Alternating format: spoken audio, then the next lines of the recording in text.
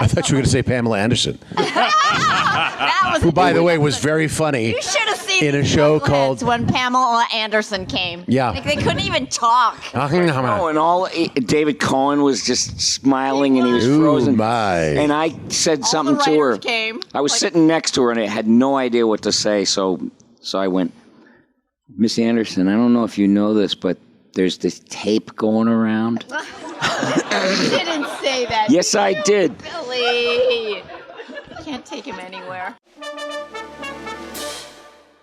So we've got Maurice LaMarche, Phil LaMarr, Lauren Tom, and Billy West.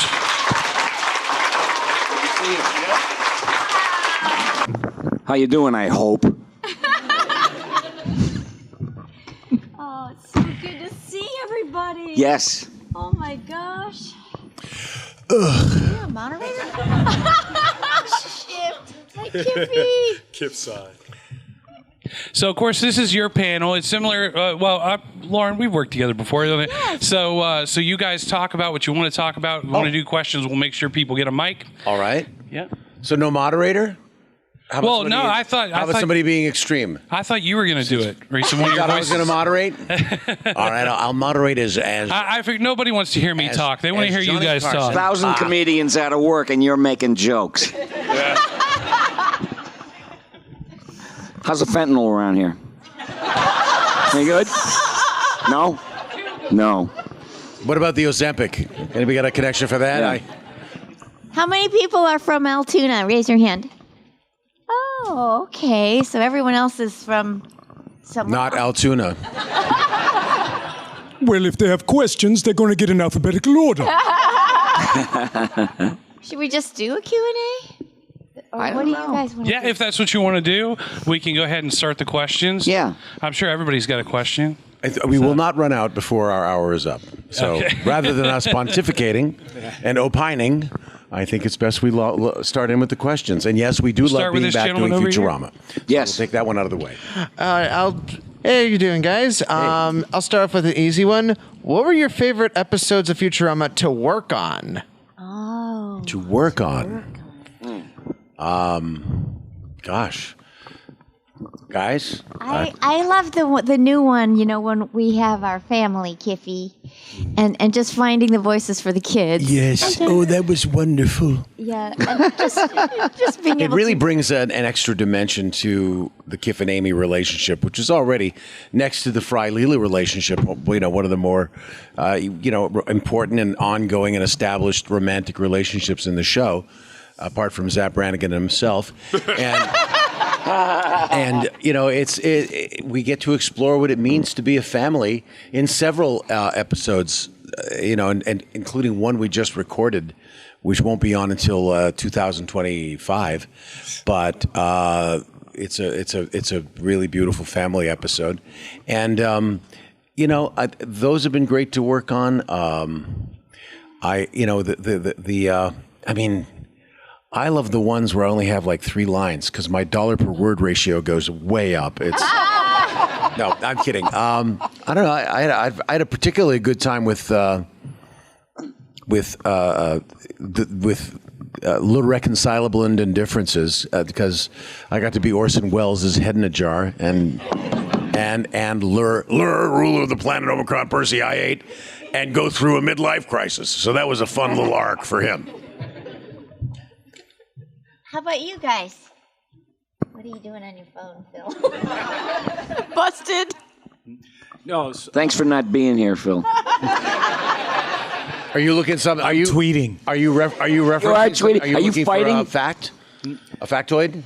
No, I was trying to remember the title of the episode, but Right. the one where Amy was getting involved with robot sexuality. Oh, yeah. Wait, what was...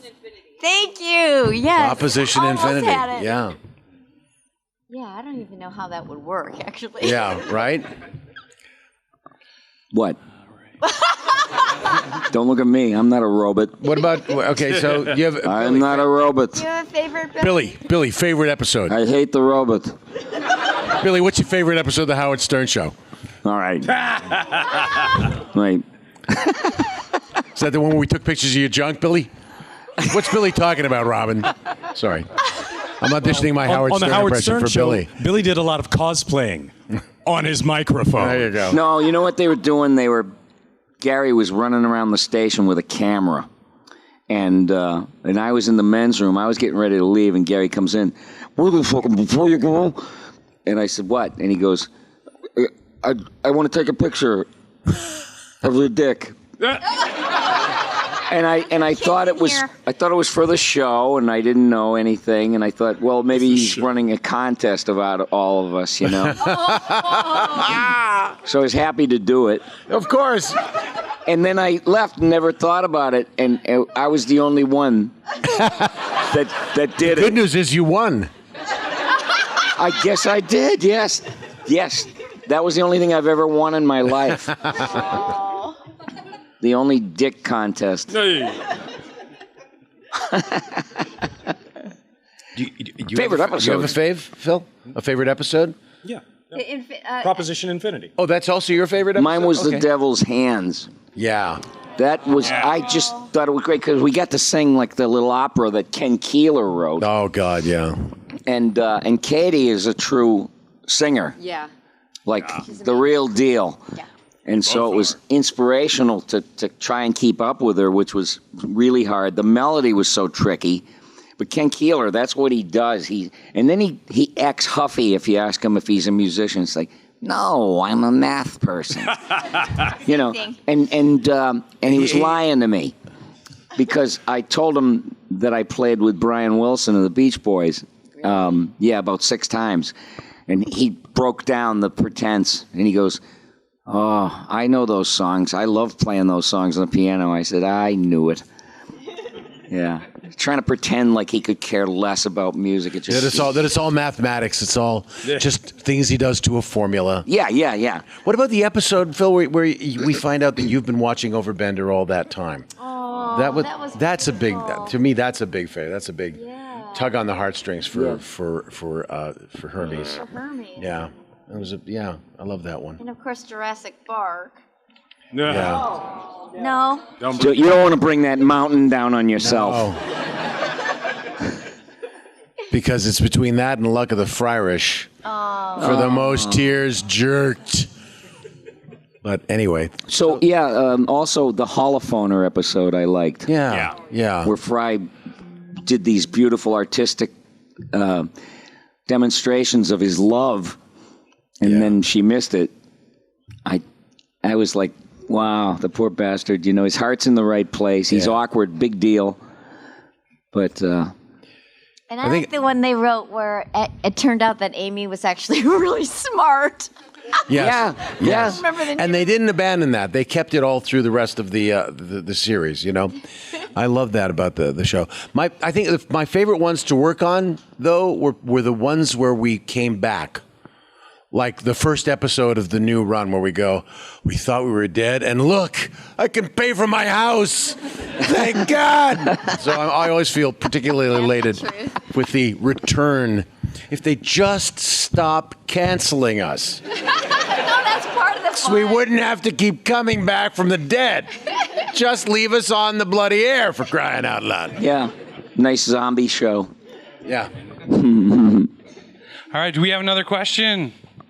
Over here. In the Sure front. we do. This rate will only answer. So I really like the episodes that it kind of reimagines some of the sad episodes too. Kind of like whenever we find out that he wasn't actually waiting for Fry all those years. He gets flash frozen by Bender.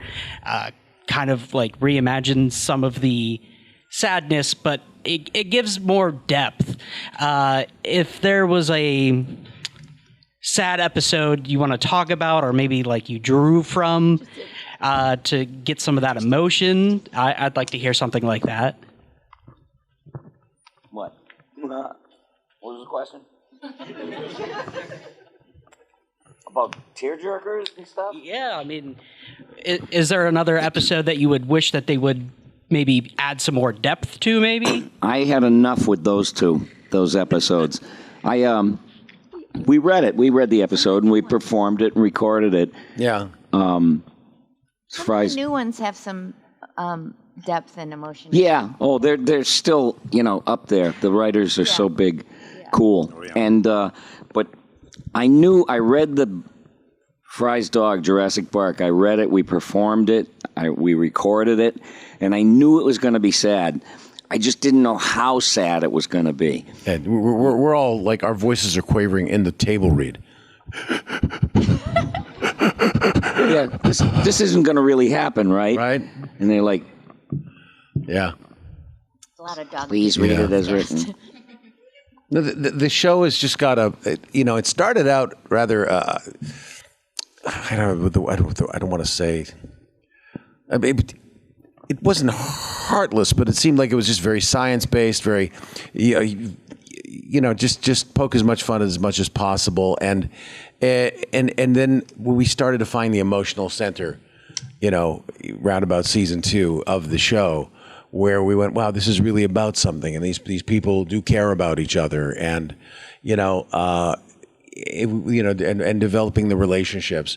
Those things have just been rewarding to work on, because it wasn't just a strictly joke-driven or science fiction-y show at that point, and that's what makes it rewarding as actors. And I know the writers like to write to that, because the number thing to write about in relation in any scripted show is about the relationships. The shows are about the relationships, not the situations. So, yeah. All right, we have another one. Let's go over here. Right here on the floor. Hello. Hello. So this panel is made up of some of my favorite voice actors on the planet, so thank you for being here. And I was wondering, who are your favorite voice actor inspirations? The actors on this panel. The actors on this panel, Mr. LaMarche. Thank you. I say that without any irony. These people are amazing. I love working with each and every Big one of love them. back at you. Yeah. And Well, and also, we have also had some of the greatest folks to come and join us. Yeah. Tom Kenny, Frank Welker have all gotten to be part of, Kevin Michael Richardson. Don all Lewis. to be part of Futurama. Yeah. Don Not just Lewis.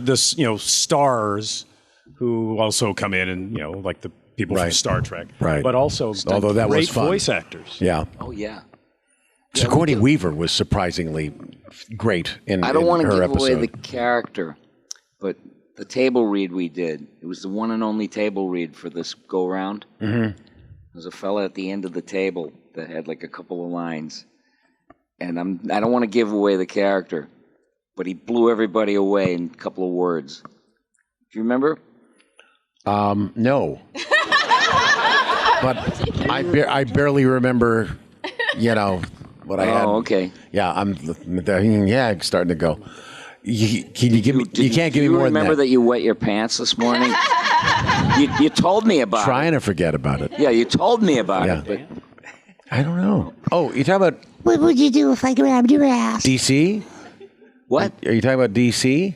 Yes. Oh, okay. Yes. Yeah, okay. All right. That's not the first time.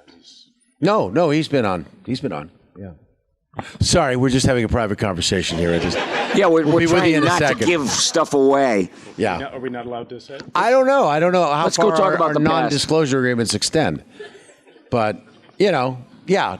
Okay, instead of being coy, we'll be a different kind of goldfish. I feel like I learned a lot, though, from some of my castmates, because I was kind of new to voiceover. So getting this job, learning from these guys, and, people like Tara Strong and Greta Lyle and Pamela Adlon. Like, I I thought you were going to say Pamela Anderson, that was who, by the way, was very funny. You should have seen in a these show knuckleheads called- when Pamela Anderson came. Yeah. Like, they couldn't even talk. Oh, and David Cohen was just smiling and he was Ooh, frozen. my. And I said something the to her. writers came. I was sitting next to her and I had no idea what to say. So I went, Miss Anderson, I don't know if you know this, but there's this tape going around. You didn't say that. Yes, I did. Billy. Can't take him anywhere. I thought, Billy was thinking, Well, she's obviously too pretty to go on the internet.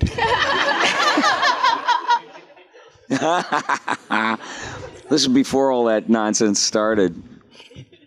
Meanwhile, go ahead. Oh, and I was going to say, on Twitter's great to promote stuff, like to talk about the shows that are, the Comic-Cons that are coming up. And, and most people appreciate it, but there is this certain crowd, certain type of people that they're like horseflies. You could say anything and they come right in and spectrum analyze if you've made a joke or something. They tear it apart and say, you're an ableist, So if you take away the stakes and you stop posting, they go, they leave.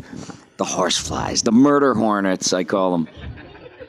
They'll jump all over you. I like Instagram more because it's less mean. Yeah. But, we mentioned Frank Welker, to answer your question, who I was very lucky to know Frank before I got into voiceover. And he was a friend of Howie Mandel's, and Howie and I went to high school together, moved out to Los Angeles within a year of each other. And so Frank really gave me a bit of an education when I finally got a job on Inspector Gadget. I played the chief, and I got to sit next to Frank, and he basically gave me a master class just by example.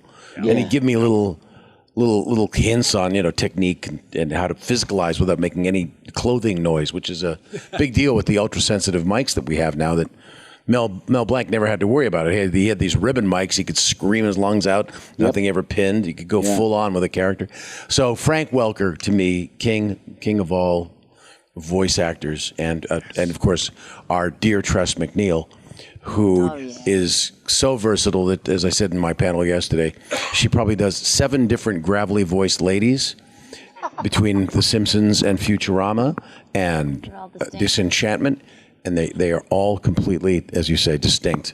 They won't confuse one with the other. So those are some of my faves. It's a thing of beauty to watch her work. It's a thing of beauty to watch everybody work. You never know if this is going to be like the last go-around because we had been canceled so many times. So I sit in there and I watch everybody working. I watch all my friends and these beautiful people working, and I have an out-of-body experience. Like I kind of float 9 feet above my head and look down at everybody, and I'm like, Have you had your heart checked recently? Yeah. Yeah, I have the heart of a 19-year-old. Okay, good. In my top drawer. Yeah. Oh, Billy. Out of body. When I hear you say out of body experience, when I get nervous, it's like, because if you go, man, show's over. True. You got my brother can do all the voices. Can he? Yeah. Yes. But is he the actor you are? Because that's the thing. He can act. Yeah. All right. Because. See, the thing makes you great. Yeah, you've got a lot of voices. We all have a lot of voices. Yeah, witty little collection of voices. You are tremendous actors. Thank you. How about you? I'm all right. How about you? I do okay. But that's Take a bow. We love to see you bend over. I come at it with an actor's approach. I don't go, what voice goes here? I go, what does this guy feel like? Yeah. What does he want? What's his struggle? Yes. And then a voice comes. Yes. And sometimes they sound similar, but not exactly the same, like Lrrr and Morbo. And I to this day will get down fighting that they are not the same voice. No. They have completely different characters and completely different wants. But that's kind of the thing. So you guys all act from the heart, and you're all incredibly versatile. But you especially, don't go anywhere. Take care of that heart. All of it. I almost did retire, though. No. I mean, I did officially retire because you can't make any more money after a certain age with Social Security. So it's silly to just, keep paying in if you're of age to collect it all. They want to give it to you. And so I did that, and then I took my after-SAG pensions because I reached the point where you can't, do any more with it. And I was proud of that. It meant that I had been working since 81 or 80. Wow. I remember. A million years ago. Didn't we do? Left. Wasn't Beanie and Cecil your first cartoon show ever? Yes, and I met you and worked with you. That's where we met on. We met on the New Adventures of Beanie and Cecil in 1987. Yeah, I was married at the time, and I came home, and I told you about this, Mo. I said, Violet, I worked with this guy today. And I said, I had no idea of him. I wasn't aware of him and everything. And he starts like sprouting these fountain of voices. And every one of them tickled me totally because you were doing Tony Curtis and you were doing... I was wonderful. It was marvelous. Yes. I love you, Spartacus. Yeah, I was raving about you. Yeah. Then I get to know you. That's right. But I'm with you. I'm the same, very same thing. I turned 65. I took my pensions, but the beautiful thing is the pensions still come, and I can still work and still earn, and it's great. And I don't care about Social Security. Actually, after 66, they can't take that away from me either. So. No, it's a nice position to be in. It is, but I didn't think we were going to be doing any more stuff. Yeah. And I wrote a book during the... Never second... Yeah, thank you for always... Never second guess Matt Groening, man. Yeah, for bringing it back. This is the most crowded therapy session. Yes. But I was... How do you feel about us being back?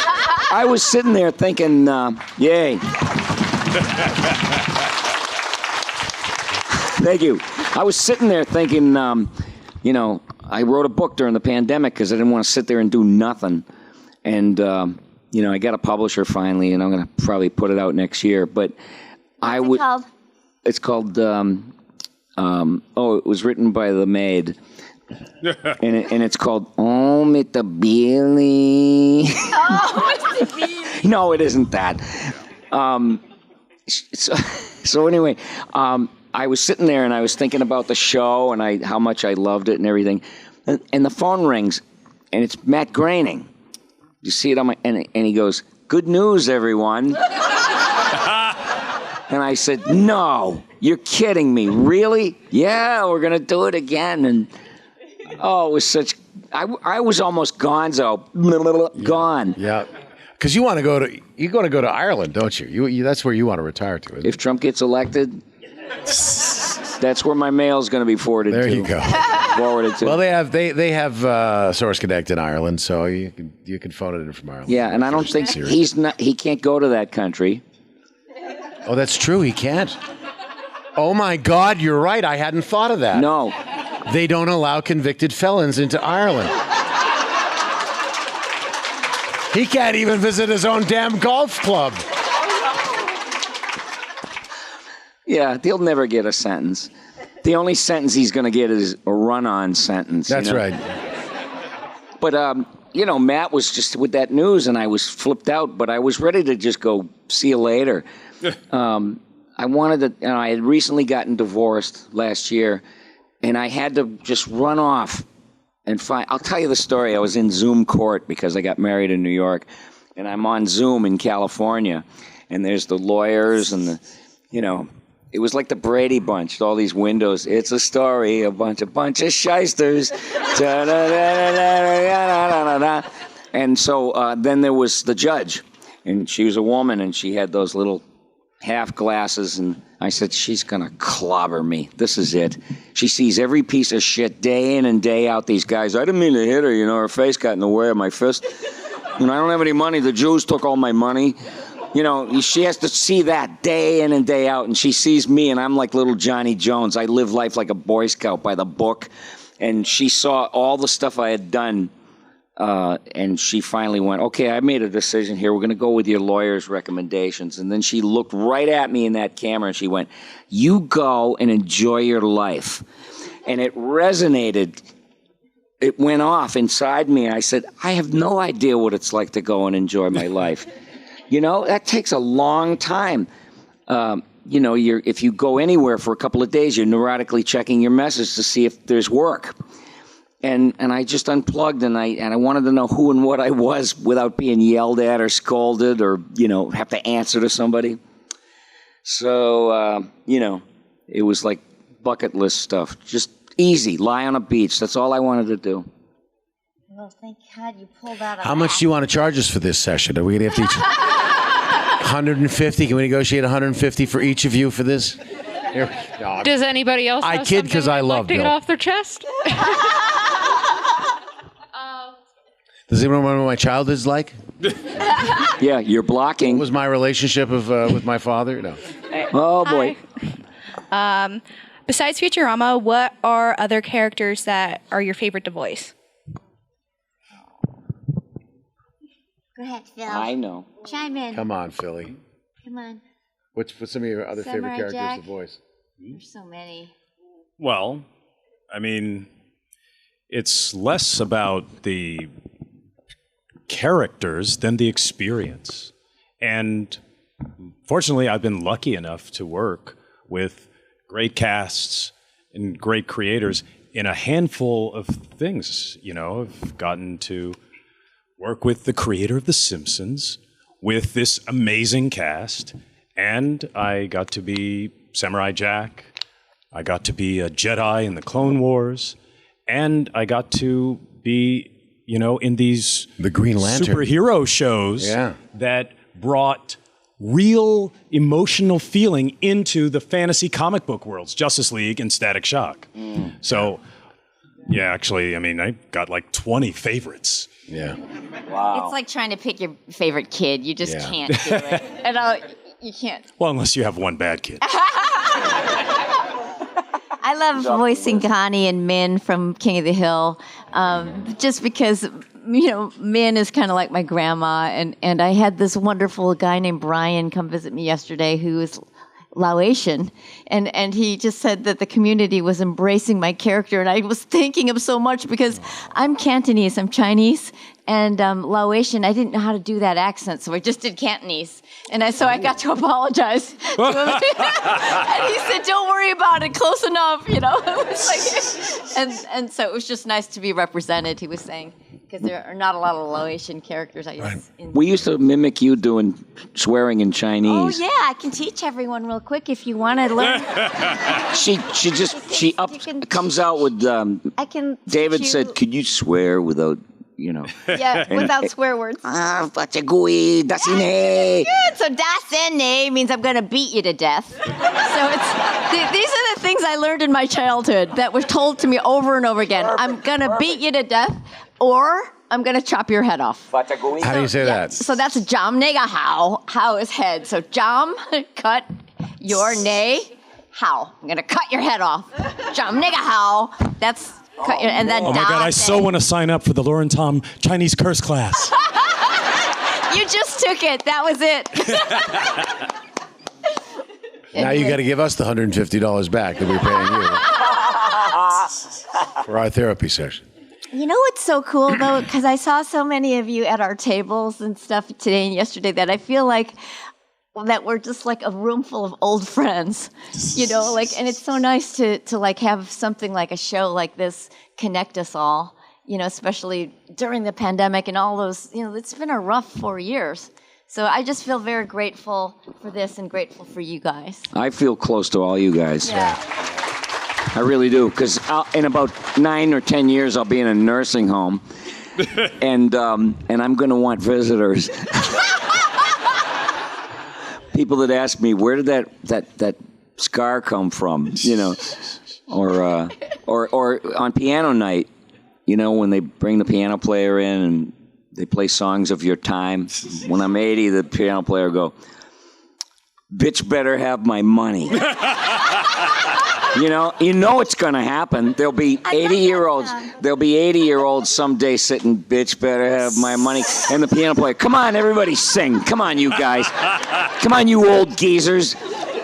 What are you waiting for, music? You tired of living? Bitch better have my money." Who knew? Oh my God.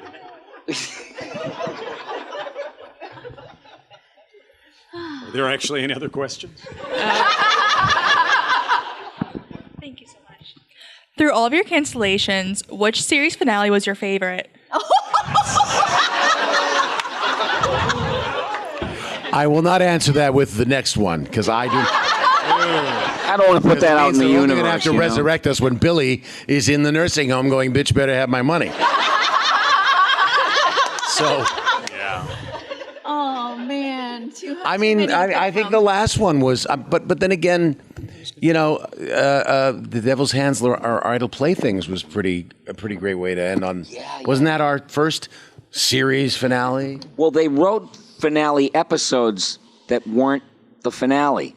Right. You know what I mean? It was like it would show up I earlier. think Ken in the Keeler's show. fresh out of finale episodes, so I think they can't cancel us again. So, but the last one was pretty great, and Where they got to Fry and Leela. to go through the time, but through the time loop. But we, we're always willing to come back. We're always willing to be resurrected. Yes. Let's get a question from over here. Yeah. Hey, you got a nice voice. Oh, thank you. I've always been told I sound like a man. I don't get that. I have a pretty deep voice. Yeah. What do you hang around with little children? No. You sound like a man. Well, I'm making it artificially higher because I'm speaking into a microphone, but my normal tone is like all the way down here. You mean like this? Not quite that low. Just sort of a mid tone. Oh, why do I suddenly want a cookie puss? Thank you. I'll take that compliment. Tom Carvel.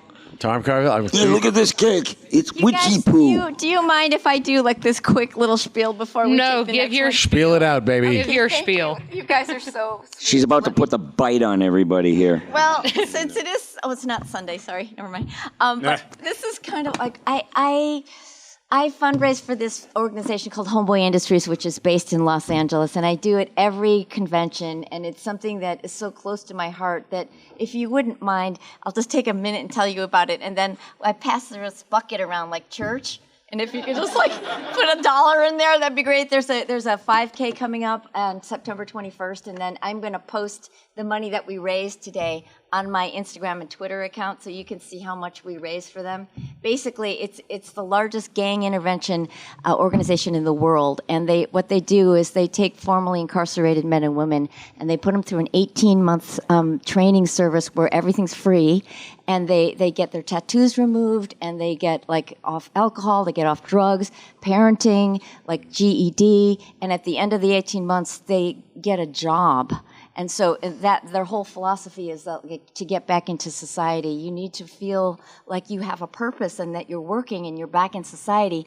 And they have a 70% success rate and only 30% recidivism rate. So it's really impressive. And the transformations are so profound and beautiful that I can't stop doing it. So if you don't mind, I really appreciate you letting me talk about it. I'm going to pass around the bucket while we continue to answer questions. It's going to help me. Please do good things. I've seen the Homeboy restaurants at the airport. Yeah, Prisoners in LAX. deserve to be reentered into society. So if you believe in second chances, you know. And buy their products too. Yeah. If you see a Homeboy at your local airport, and in your grocery stores, their food is actually really great, and it's all made by graduates from the program. So, it's only on the West Coast. Get rid of those stupid tattoos. So, question time. Question time. Hi. Somebody described Futurama as like a zombie show earlier. Really? We are the zombie of cartoons. We keep coming back from the dead. There you go. That's I get it. I think a lot of people describe The Simpsons as like a zombie cartoon. It keeps just going on and on. It's never died. It's never died and come I back. see Futurama as like a Phoenix show. Like it keeps I like that. We're a Phoenix show. We're not a zombie show. We're a Phoenix show. So it's 180 in Phoenix. We rise. We rise from the ashes. I like that. So maybe some of you guys have some interesting like positives and negatives of like this show having to like stop and then pick up again. It might be like interesting because some shows don't do that. The writers had more of a challenge dealing with that stuff, I think, because the movies, you know, they had to write episodes as modular to use them together in a movie and still have them have a through line. Tough stuff, but we have the best. We have the best writers. The best writers. Yeah, I think if there's a challenge, you know, it's that, you know, it's the feeling that it's stopping, the sadness of thinking we're not going to get to be together again. We're not going to make any more of these shows. The income stream, you know, stops, and then you know, then there's this elation that we're back. And so it can be a bit of an emotional roller coaster. Right now we're on the high because we are back, and we are just really happy to be making. But I'm already counting down. We just recorded episode 7 of this newest order of 20, and already going, well, only 13 more to go till unemployment. It's like it can make you a bit pessimistic, I think, if there's a psychological challenge. Especially when it first started, because back when Futurama first got canceled, shows did not come back after cancellation. Right. So the idea that if it did come back, would they bring us back was scary. But now the fact that we've kept coming back makes it less negative, less positive. But of course, the positivity of this from the start through now is the same. It's you guys. Yeah. Because Fox was the studio producing the show and the network that it was on. And when they took the show off the network, the studio realized, hey, look at all those DVDs that are selling. And the reruns on Comedy Central are, what? There are so many people who watch this show. Yeah. Money talks. Let's get them back on our channel. Yep. So it is because of the fans of Futurama that Futurama keeps going. Absolutely. Yeah. Hail you. Yeah, we hail you. Yes, indeed. And I know that you wouldn't accept Chris Pratt as Fry, right? If they ever made a Futurama movie, they would cast Billy West. I'm going to put his name on my grave. There you go. Can I just say I love your shirt? Yeah. Wow. Would you stand up and show everybody your The shirt? scientists. He's got Farnsworth, Rick, Frink, and the Brain. Yes, my friends. Wow. I love it. Yay!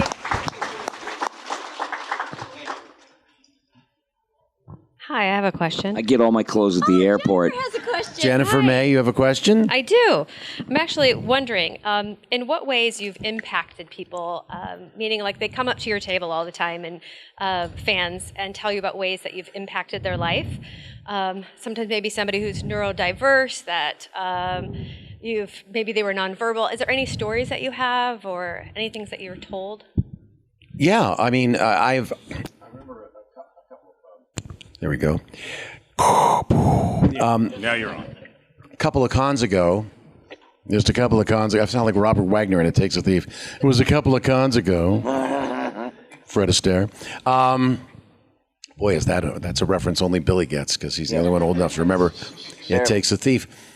Yeah, let's teach all the people under 14 about these names. Yes. I had a gentleman and his son come to my table, and the son was very, very soft-spoken and almost just quiet and said and he said, we met you 3 years ago in I think it was Philadelphia, and he said, I want to show you a picture. He showed me his phone, and it was me, much heavier, talking to his much younger son. His son was about 11 then. He said, I want to tell you that I don't know what you said to him here, but prior to this day, he was always dysregulated. He would throw things, he would scream, he would yell, punch, kick at the slightest provocation. The young man was on the spectrum and rather severely. And he said, we came to see you at Philadelphia Comic Con, and after he walked away from you, he never got dysregulated again. He never got what? Dysregulated again. He's not lost it in all that time. And I said, I have no idea what I said.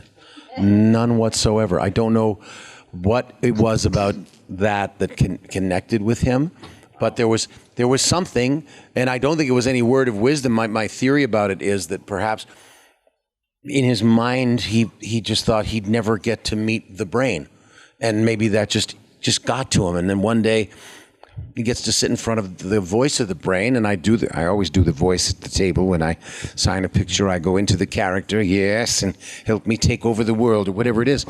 And it probably was something as simple as that, and it was like it calmed him. So, I mean, to know that some silly thing I do, something I've been getting detentions for since the 3rd grade, has helped somebody. It's the reward of that is immeasurable. And it's not like I set out to be anybody's, healer or messiah or anything like that. But the byproduct of me being able to touch a nerve and help somebody is just incredibly rewarding. So that's my little story on the impact that this work can have. I think you have a story, don't you? Oh, there's a couple, but one comes to mind is this guy came up and he had this beautiful little girl, his daughter, with him, and she had to be about 5, and she was like looking up, with that kind of, she was, what do they call it, cowering almost, and she could barely talk or say hi, and I said, "How are you doing?" And she goes, "Okay," and then the father said, he leans in, he goes, "She's a math genius, And I was like, why am I not surprised? People on the spectrum. I'm on the spectrum. That explains everything right there. I had weird gifts upstairs, but I couldn't tie my shoe, couldn't tie a necktie. I struggle with seatbelts. And I go, what is wrong? I can't get my mind around certain things. But ask me to do a friggin' Fran Drescher impression. That's autism. Oh, you people are crazy.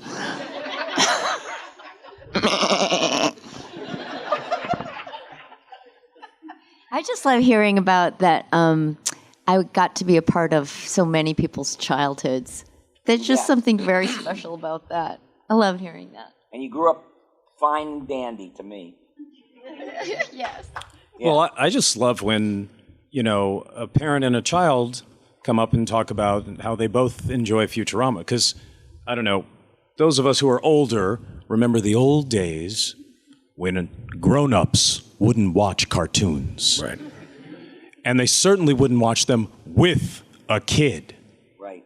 But a show this good, you could grow up watching Futurama and have kids and show it to your kids, and they'll be able to take it in. They'll still enjoy it. I mean, there are a lot of things that we liked when we were kids that when you show to your kids, you're like, Dad! Oh, yeah. No, I like that because I was 7. Yeah. Not because it's great. I tried to binge Underdog recently. This lasted 2 episodes. Now. Underdog. Definitely not.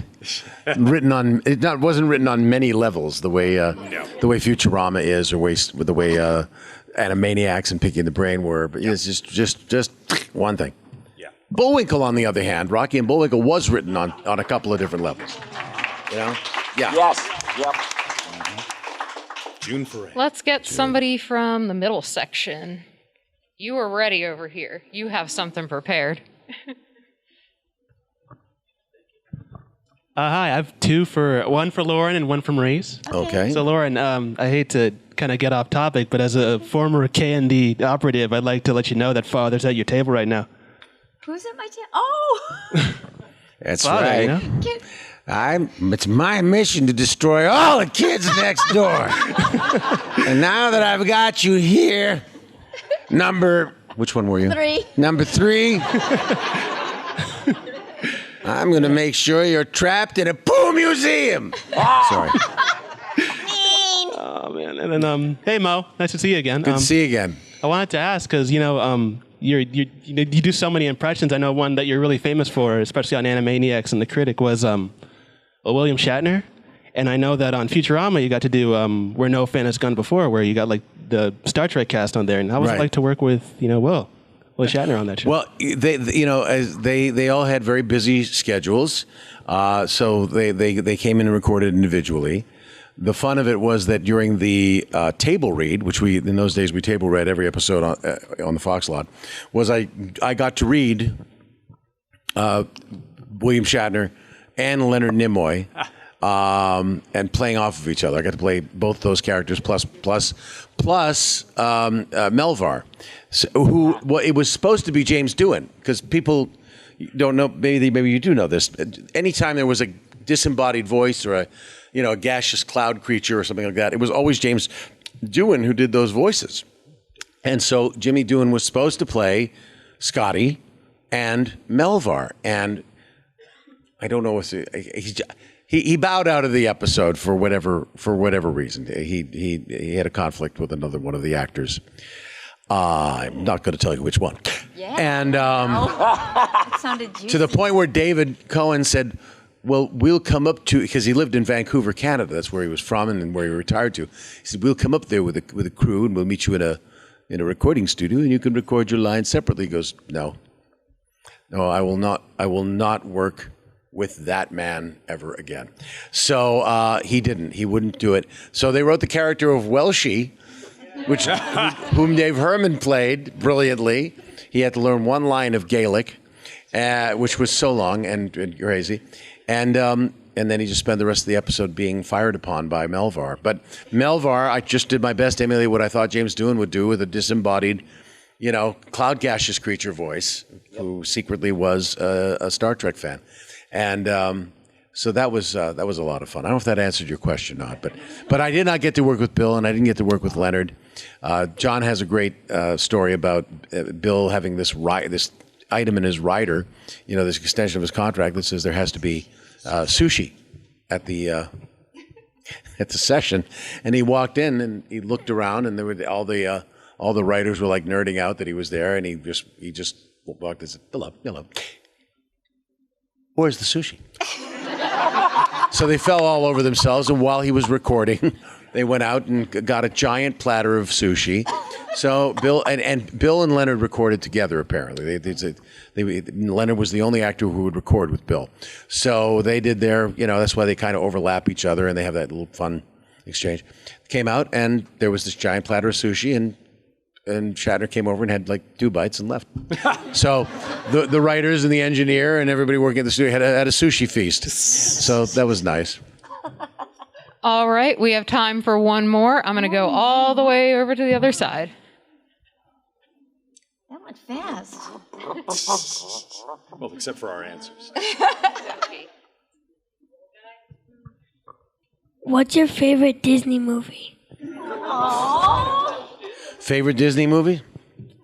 The ones I'm in. Good answer.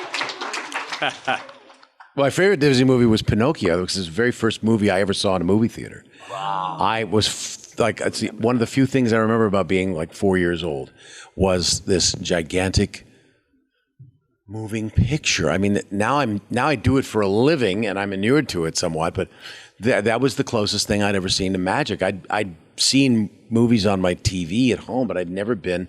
And my grandmother, my mother took me and said, "Now you cannot talk and you can't bounce around and all the things ADHD children do naturally." But I had to stay stock still. And you know what? It was easy because it was so magical. And so like Pinocchio, among the probably first and best. But I mean, I'm shameless. I loved Zootopia. I think it was a really good movie. Frozen, really good movie. Disney own everything. Yeah, now, I know. so you can really pick from They it. own us. So yeah, they kind of do. That's right. So I love those. I love those movies. They're great. What about you guys? Favorite Disney movies? Go ahead. I liked, there was a movie from a million years ago, turn left, it was called The Absent-Minded Professor. It was in black and white, and this doddering professor invented a substance called flubber. And it was so cool, you could put it on the bottom of your shoes, and you could bounce. And you kept bouncing higher and higher. It could fly a car. Wasn't that Fred McMurray? Yeah. Yeah. Yeah, the flying car. No, wasn't he the scientist? Yeah. Was Fred McMurray? Yeah, Professor Brainerd. There you go. Wow. Yeah. And I like The Monkey's Uncle with Tommy Kirk. I'm just talking about stuff from Herbie 60 the Love Bug. years I ago. love the Love Bug. That was another the big old fave. ones. Yeah, non-animated, but still out of the Disney Brain Trust. You guys, favorite Disney movie for our young friend there? You have a favorite? I liked Mulan just because it was great to see, an Asian character be the center, and I got to be Princess Sue in the sequel of that. That was super fun. Yeah. Wow. Yeah, it's hard to find just one. There's so many. Yeah. I mean, I don't know if it was. Well, I loved Frozen. I like The Incredibles because probably because I'm a comic book nerd, and for Disney to finally do superheroes, was really good for me. Movie. Yeah, there's a love letter to all comic book nerds. Yeah. So we actually have time for one more. I'll do one more, and then we can go back down. Hi, guys. Hi. Since Futurama, at the beginning, you guys did wonderfully. And now that it's back, your characters started out as these fresh new beings for you. And through the many years, you guys have not only had your characters develop and grow, but you have developed and grow. How in that time to now that you guys have came back, has your character changed because you have changed? What has made that character more into what you guys are now through that change? Well, I'll go first.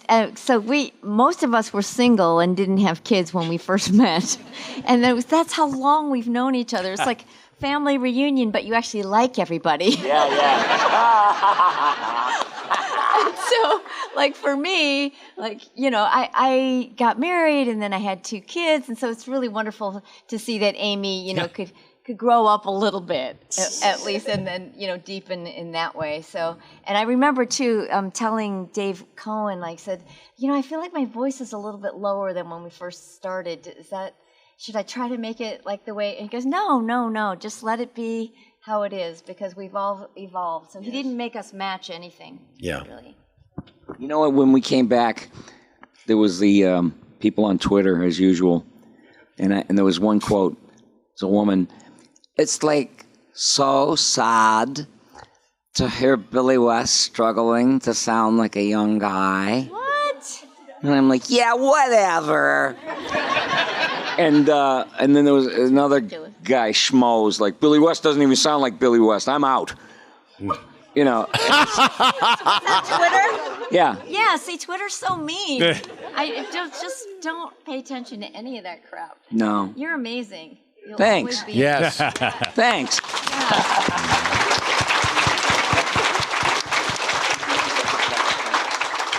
Well, I suppose as far as character evolution from the beginning, mine is probably the biggest.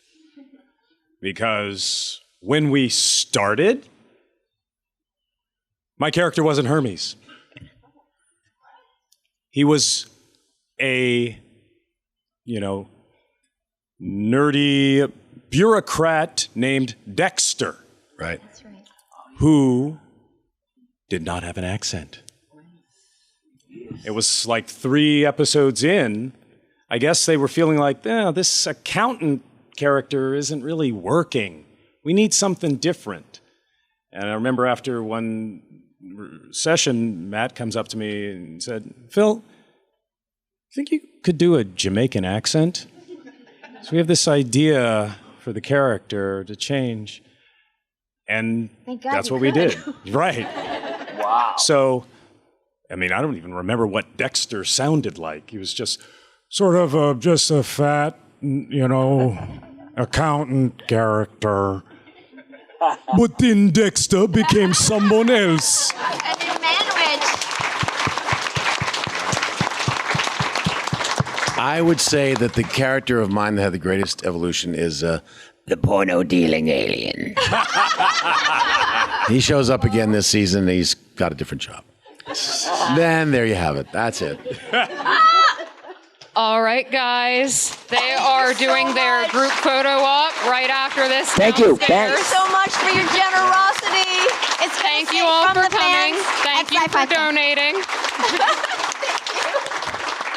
Thanks, you guys. Thanks. Wow. Let's get back to the con floor.